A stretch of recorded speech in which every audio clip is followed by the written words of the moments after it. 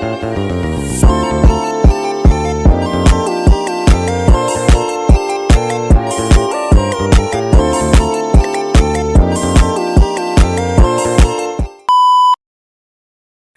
alinea keempat pembukaan Undang-Undang Dasar Negara Republik Indonesia tahun 1945 disebutkan bahwa salah satu tujuan nasional Indonesia adalah menciptakan perdamaian dunia. Oleh sebab itu, Indonesia memiliki kewajiban untuk berada di barisan terdepan dalam menciptakan perdamaian dunia. Dalam mewujudkan perdamaian dunia, salah satu jalan yang dapat ditempuh Indonesia adalah melalui jalur hubungan internasional.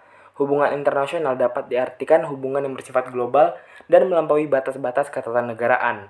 Hubungan internasional dapat dijalin dengan negara lain apabila suatu negara telah diakui kemerdekaan dan kedaulatannya secara de facto dan de jure oleh negara lain. Hubungan internasional perlu dilakukan karena dua faktor.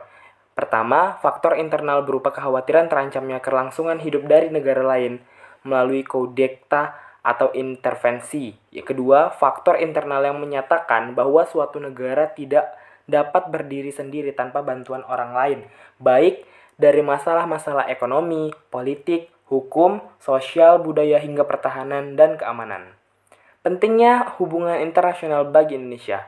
Hubungan internasional yang dibangun bangsa Indonesia dapat dilihat melalui kebijakan luar Indonesia yang berprinsip bebas aktif. Hubungan internasional Indonesia ditunjukkan guna meningkatkan persahabatan dan kerja bilateral, regional, dan multilateral dalam berbagai forum sesuai kepentingan dan kemampuan nasional.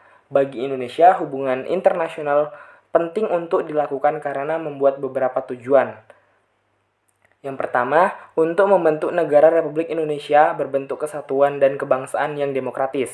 Yang kedua, untuk membentuk masyarakat yang adil dan makmur secara material maupun spiritual. Yang ketiga, untuk membentuk persahabatan yang baik dengan semua negara di dunia. Kemudian dasar kerja yang dibawa adalah dunia baru yang bersih dari imperialisme dan kolonialisme. Yang keempat, untuk mempertahankan kemerdekaan bangsa dan menjaga keselamatan negara. Yang kelima, untuk memperoleh barang-barang yang diperlukan dari luar untuk memperbesar kemakmuran rakyat. Yang keenam, untuk meningkatkan perdamaian internasional. Yang ketujuh, untuk meningkatkan persaudaraan segala bangsa sebagai pelaksanaan cita-cita Indonesia. Untuk mewujudkan perdamaian dunia, salah satu upaya Indonesia adalah melalui jalan organisasi internasional. Berikut ini peran Indonesia dalam organisasi internasional guna menciptakan perdamaian dunia. Yang pertama, Perserikatan Bangsa-Bangsa atau biasa disebut dengan PBB. Indonesia masuk sebagai anggota PBB pada 28 September 1950, namun Indonesia sempat keluar dari organisasi tersebut pada 20 Januari 1965. Sebagai bentuk protesnya, diterimanya oleh Malaysia menjadi anggota tidak tetap Dewan Keamanan PBB. Setahun berlalu, pada 28 September 1966, Indonesia kembali masuk ke dalam anggotaan PBB.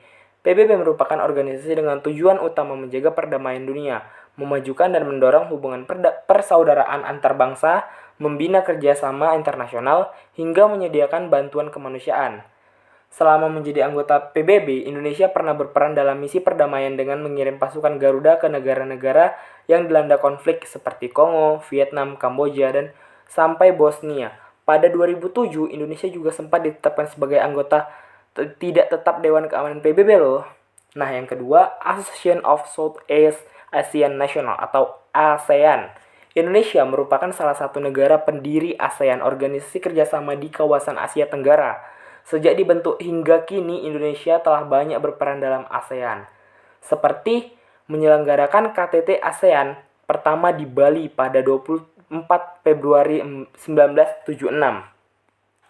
Pertemuan informal pemimpin ASEAN pertama di Jakarta pada 30 November 1996 untuk menindaklanjuti hasil KTT kelima ASEAN.